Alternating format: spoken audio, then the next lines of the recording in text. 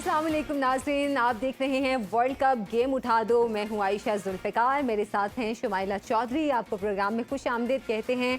तो ICC cricket world cup के 33वें match में श्रीलंका ने टॉस जीतकर इंडिया को बैटिंग की दावत दी। ये मैच दोनों टीमों का मेगा इवेंट में 7वां मैच है और पॉइंट्स टेबल पर भारत दूसरे और श्रीलंका 7वें नंबर पर है। और आज का मैच भी जिस तरह के अभी तक स्कोर हुए हैं, लग तो ऐसे रहा है कि आज का मैच भी इंडिया ही जीतेगा, लेकिन बहरहाल क्या इम्कानात हैं, क्या पॉसिबिलिटीज़ हैं, हम बात करेंगे। इरफान ज़हीर हमारे साथ मौजूद हैं। इरफान, कैसे हैं आप? Thank you ji, thank. और इजहार बाजवा भी आज हमारे साथ मौजूद है। कैसे हैं इजहार आप? ठीक ठाक, आप कैसे हैं? अल्हम्दुलिल्लाह। इरफान, अभी तक जो इंडिया की परफॉर्मेंस देख रहे हैं, सबसे पहले तो हम पहले टॉस की बात कर लेते हैं। टॉस आपको एक तो कैसा लगा? और 358 का टारगेट मिला है, कितना बड़ा ये टारगेट है श्रीलंका के लिए? देखिए, ये सेम वही ब्लंडर जो कल हमने मैच में डिस्कस किया था न्यूजीलैंड की जानिब से कि टॉस जीत के उन्होंने साउथ अफ्रीका को दावत दी और साउथ अफ्रीका बैटिंग में सबसे डेवास्टेटिंग किस्म की बैटिंग कर रही थी, तो हमने देखा कि उन्होंने भी समहाउ इतना ही टोटल किया।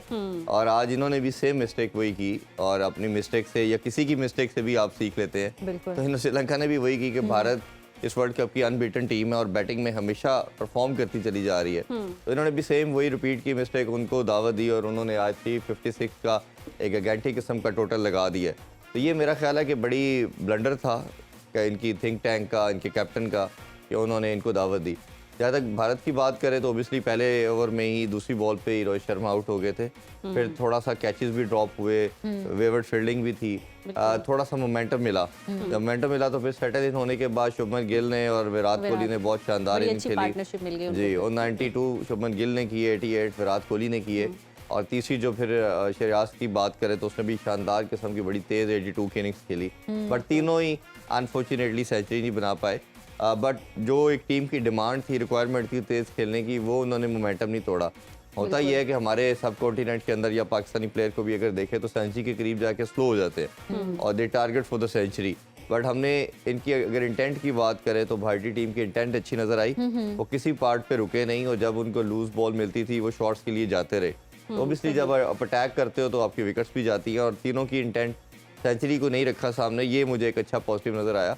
आल्दो के स्टैट्स भी मैटर करते हैं, आप बात करते हैं, बट कई दफ़ा मैं इसको ज़्यादा वैल्यू करता हूँ कि आपकी सेंचुरी या आपकी रैंकिंग से ऊपर आपकी टीम की परफॉर्मेंस होती है। तो जब ये माइंडसेट किसी टीम का बनता है तो ऑब्वियसली सक्सेस आपको ज़्यादा मिलती है। अच्छा, ये क्या वजह है इजहार कि ये क्या विकेट को प्रॉपर रीड नहीं कर पा रहे हैं, जो पहले इतनी बड़ी गलती कर लेते हैं कि हम चेस में भी अच्छे नहीं हैं और फिर बैटिंग की ऑफर कर देते हैं? देखिए, इसमें जब सुबह टॉस हुआ तो रोहित शर्मा ने कहा कि we also wanted to bat first. तो इंडिया भी बैटिंग करना चाह रही थी, श्रीलंका ने भी ये उनका प्लान था कि इंडिया को पहले बैटिंग दें।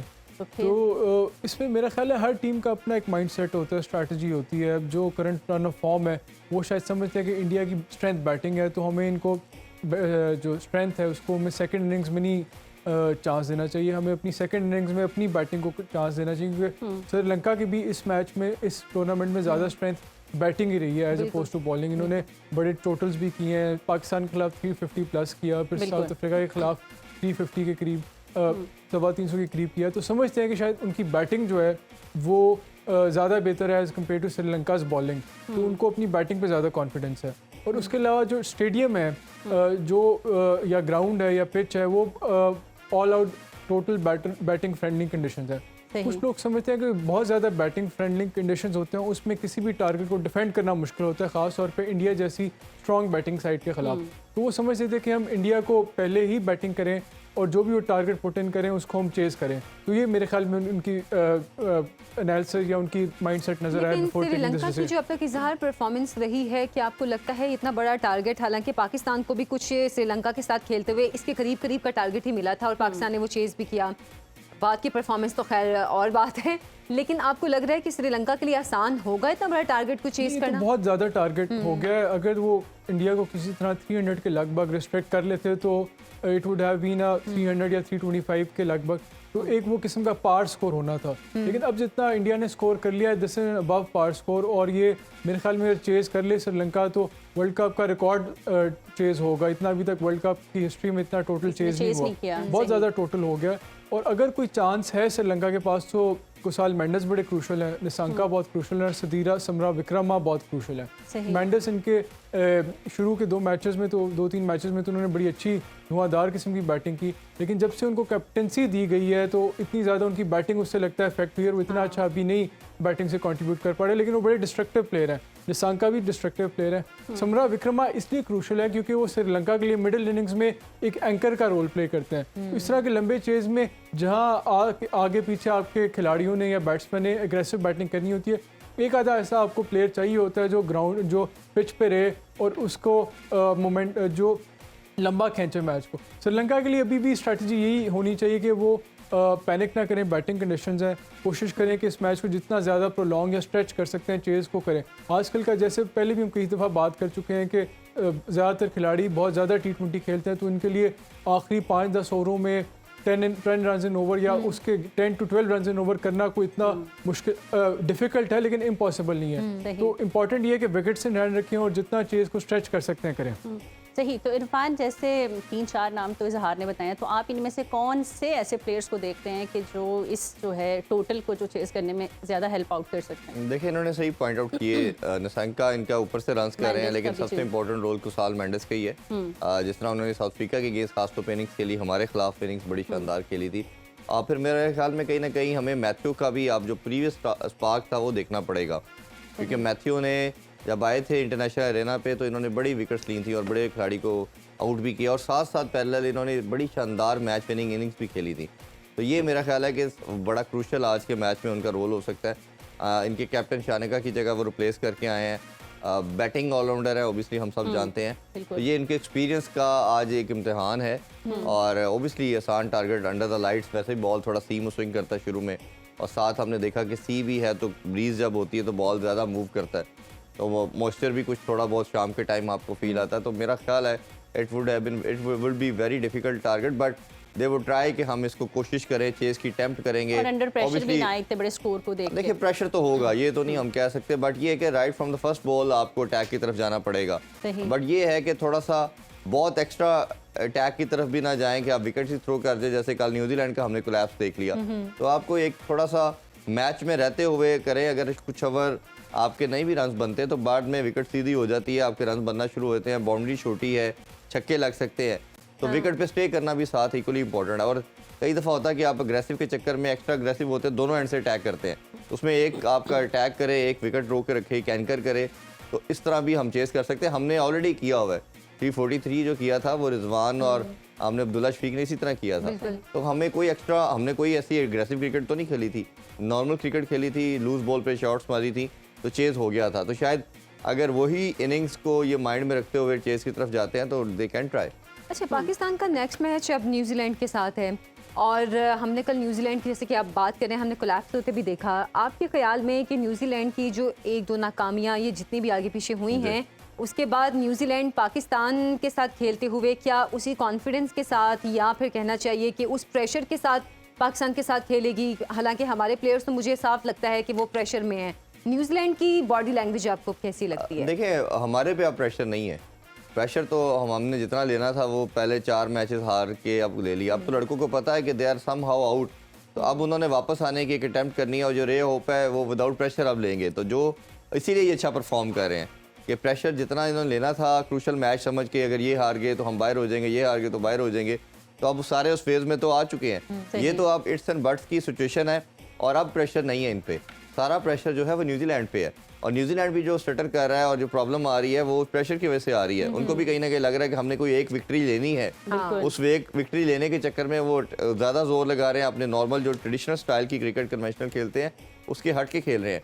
और प्लस रही सही कसर उनकी इंजरीज आ रही है। केन विलियमसन को रन देते हुए बॉल लगा, वो इंजर्ड हुए। लास्ट मैच में लुकी फर्गुसन हुए, मैट हेनरी उनके मेन बॉलर थे, वो इंजर हो गए, और चैपमैन की भी सुनने में आ रहा है कि वो भी फिट नहीं है। तो ये जो 4-5 उनके मेन टीम के प्लेयर थे वो इंजर्ड है।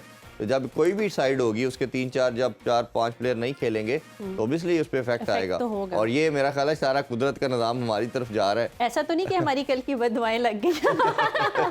कुदरत का निज़ाम हमारी तरफ टिल्ट हो गया, वो चीज़ें हमारे हक में बेहतर हो रही हैं। अच्छा, मतलब बार बार 92 का हम हवाला देते हैं। मैं वो हवाला नहीं दे रहा, मैं तो कुदरत के निज़ाम का दे रहा हूं। तो वो लग तो ऐसे ही रहा है कि फिर से वही वाले आमद दोबारा और वो बारिश चीज़ें होना शुरू हो भी गई हैं। बिल्कुल बारिश भी एक्सपेक्टेड है जो कि हमारे अगेंस्ट जा रही है। नहीं, बारिश तो मेरा ख्याल है शायद इतनी ज़्यादा नहीं होगी उधर। मैं 70-80% इसमें ऐड की करना है। चाहूँगा, जो न्यूजीलैंड की फिक्सचर लिस्ट थी, उन्होंने पहले 4 मैचेस ऑन द ट्रॉट जीते, तो उससे लग रहा था कि ये बड़ा सेट केस है और ये बड़े इजीली क्वालिफाई कर जाएंगे सेमीफाइनल्स के लिए। लेकिन फिक्सचर लिस्ट उनकी कुछ इस तरह की थी कि जो उनके पहले 4 मैचेस थे वो बांग्लादेश, नेदरलैंड्स, अफगानिस्तान और इंग्लैंड से थे। ऐसे तो उसमें सिर्फ और सिर्फ इंग्लैंड वाला मैच टफ था, लेकिन जो बाकी मैचेस थे बांग्लादेश, अफगानिस्तान और नेदरलैंड्स के, वो ऐसे मैचेस थे कि जो कंपैरेटिवली आसान टीमें हैं। उसके बाद जो उन्हें अचानक से 3 मुश्किल मैच मिले, जिसमें इंडिया आ गया, फिर ऑस्ट्रेलिया आ गया, फिर अब साउथ अफ्रीका आ गया, तो उससे एक तो उनका मोमेंटम बहुत ज़्यादा डिस्टर्ब हो गया। सही। और इरफान ने सही कहा कि इस टाइम न्यूजीलैंड पाकिस्तान से ज़्यादा अंडर प्रेशर होंगे, क्योंकि वो 3 मैचेस कंसिस्टेंटली हारे हैं और वो एक ऐसी सिचुएशन से अभी एक ऐसी सिचुएशन से आ रहे हैं जहाँ वो almost they look certain to qualify for the semifinals. लेकिन अब 3 मैचेस के बाद अब ऐसा लग रहा है कि उनकी सेमीफाइनल का जो स्पॉट है वो अंडर अनसर्टेनिटी है। और उसके अलावा उनकी जो 3-4 इंजरीज हुई हैं उससे उनका मोमेंटम बहुत ज़्यादा डिस्टर्ब हुआ और वो बहुत ज़्यादा अंडर प्रेशर होंगे। और ख़ास तौर पे जो मार्जिन ऑफ डिफीट है उसने उनका जो नेट रन रेट है वो भी इससे वो जो फ़र्क था पाकिस्तान के नेट रन रेट से वो बड़ा ज़्यादा कम हो गया है। तो ज़्यादा मैं तो ये एंटिसिपेट कर रहा हूँ कि न्यूजीलैंड अंडर प्रेशर होंगे और शायद पाकिस्तान इस अंडर अच्छा, प्रेशर इजहार इसी में हमें ये भी बताते जाएं कि हमें सेमीफाइनल पे क्वालिफाई करने के लिए कितने मार्जिन से न्यूजीलैंड से जीतना होगा। देखिए, हम इस बात को भूल रहे हैं कि न्यूजीलैंड के बाद अगला मैच हमारा इंग्लैंड से भी है। बिल्कुल। वो भी एक मुश्किल टीम है, न्यूजीलैंड को तो हमने हराना ही हराना है। तो उसमें कोशिश तो ये होनी चाहिए कि ज़्यादा से ज़्यादा मार्जिन से हम उन्हें हराएं। जो कैलकुलेशन की है लोगों ने उसके मुताबिक या तो आप 80 to 90 रन की विक्ट्री मार्जिन से जीते, या 35-36 ओवरों में क्वालिफाई और चेज कर लें इंडिया के न्यूजीलैंड के टोटल को। सही। लेकिन ये आखिरी मैच नहीं ग्रुप स्टेजेस का या लीग स्टेज जिसको आप कहेंगे। इसके बाद आगे न्यूजीलैंड श्रीलंका से खेलना है और पाकिस्तान ने इंग्लैंड से खेलना है। इन दोनों मैचेस का भी जो रिजल्ट होगा वो भी आउटकम को डिटरमिन करेगा। तो मेरे ख्याल में पाकिस्तान का अप्रोच ये होना चाहिए कि सबसे पहले तो हमने न्यूजीलैंड को हराना है। हाँ। उसके बाद ये सोचना चाहिए कि हमने नेट रन रेट को इम्प्रूव करना है। ऐसा ना हो कि हम नेट रन रेट के चक्रों में मैच ही न्यूजीलैंड से हाँ, हार जाए, नहीं, फिर सही तो कह रहे हैं। न्यूजीलैंड क्वालिफाई कर जाएगा सेमीफाइनल के लिए। अच्छा इरफान, जैसे कि अभी आप बात कर रहे थे कि न्यूजीलैंड पे प्रेशर ज़्यादा है, बेशक प्रेशर ज़्यादा है, लेकिन बहरहाल वो एक बड़ी टीम है, एक स्ट्रॉन्ग टीम है। और अभी आप जब हम शुरू में ये प्रोग्राम कर रहे थे न्यूजीलैंड की हम कामयाबियों पे कामयाबियां देख रहे थे, तो आपने कहा कि वो जो मार्क्स हैं उनको वो टिक करते जा रहे हैं। अच्छा, लेकिन इसमें अगर हम पाकिस्तानी टीम की परफॉर्मेंस की बात करें, हमने उनकी बहुत पुअर परफॉर्मेंस देखी है अब तक। आपके ख्याल में कि क्या टीम में कोई न्यूजीलैंड के अगेंस्ट चेंजेस होने चाहिए? देखिए, जो पहली आपने बात की, क्रिकेट में ना मोमेंटम बड़ा मैटर करता है, तो मोमेंटम उनको मिला हुआ था, इसी वजह से वो 4 विक्ट्रीज मिली। मोमेंटम उनका सडन ब्रेक हुआ इंजरीज की वजह से। कैप्टन का बड़ा रोल होता है। केन विलियमसन के पहला ब्रेक आया, फिर मैट हैनी मेन बॉलर, लुकी फर्गसन उनका मेन बॉलर, वो जब दोनों गए, चैपमैन उनका मिडिल ऑर्डर का दुनिया का one of the best hitter, वो जब नहीं है, तो जब 4 आपके मेन प्लेयर नहीं होते तो जब रिप्लेसमेंट आती है तो प्रॉब्लम आती है। कुछ मैचेस में जो दूसरे बॉलर थे उनको बॉलिंग करनी पड़ी, तो इतना ज़्यादा प्रॉब्लम आया कि वो ओबियसली वो उनको खड़ा होने में या जेलिन होने में, वो अपना कम्बिनेशन बनाने में प्रॉब्लम आ रही है। दूसरा ये कि पाकिस्तान की जहाँ तक बात की जाए तो मेरा ख्याल है कि 99% तो ये चांस है यही सेम टीम खेलेगी।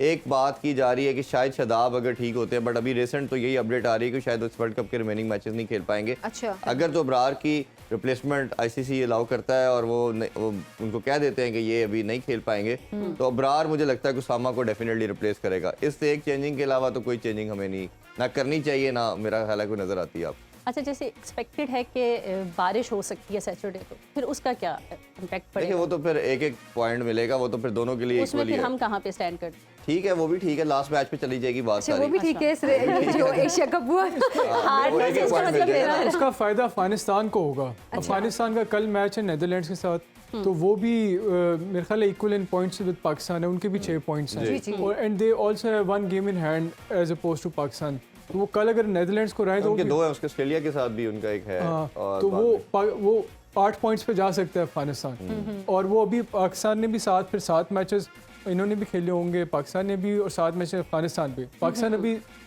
6 पॉइंट्स पे, अफगानिस्तान 8 पॉइंट्स पे आएगा। अफगानिस्तान के लिए भी बड़ी नहीं, लेकिन उसमें ये कि अगर हम फिर इंग्लैंड से जितना और मस्ट हो जाएगा बड़े मार्जिन से, और फिर वो जीत के तो आप पॉइंट अपने 9 हो जाएंगे आपके। वो अगर एक पॉइंट मिलता है, इन केस बारिश रहती है और मैच नहीं हो पाता, वॉश आउट हो जाता डे, तो फिर हमें नेक्स्ट मैच जीत के फिर हम 9 पे आ जाएंगे। तो ये है कि फिर हम उनसे ओबियसली, ये तो हंट अभी 9 टीमें हंट में है, सेमीफाइनल की दौड़ में, अभी आउट कोई नहीं हुई, सिर्फ एक इंग्लैंड है जो अभी हंट से आउट हो चुकी है। बाकी तमाम टीम्स की पॉसिबिलिटी है अभी क्वालिफाई करने के लिहाज से। तो हम लेकिन मेरा ख्याल है हमारी भी ख्वाहिश होगी कि एशिया कप वाली सिचुएशन हमें ना देखनी पड़े। बारिश नहीं होनी चाहिए, मैच होना चाहिए, और मेरा ख्याल है दोनों टीम यही चाहेंगी, पाकिस्तान भी यही चाहेगा, न्यूजीलैंड भी चाहेगा पूरा मैच नहीं, ये क्लियर कर दें कि हारने से बारिश बेहतर है। नहीं, वो तो ऑब्वियसली है ही है, लेकिन हारने वाला बात क्यों सोचनी नहीं ना। अब तो हमारे पास कोई नथिंग टू लूज वाला सिनेरियो है। तो पाकिस्तान तो डेफिनेटली चाहेगा कि हम मैच खेलें और मैच खेल के हम उसका आउटकम लें और उसमें से कुछ करें, और क्योंकि ऑब्वियसली आपने जीतना भी है, पॉइंट्स भी लेने हैं, और आपने मार्जिन से कोशिश करके इरफान, हमारे हर प्रोग्राम का एंड हमेशा दुआओं पे होता है या फिर दूसरों के लिए बददुआओं पे होता है। हम इतने बुरे भी हो चुके हैं। Thank you very much Irfan and इजहार, और अब तक के लिए इतना ही। रात 11 बजे फन और मस्तियों से भरपूर क्रिकेट मस्तियां देखना मत भूलिएगा। अल्लाह हाफिज़।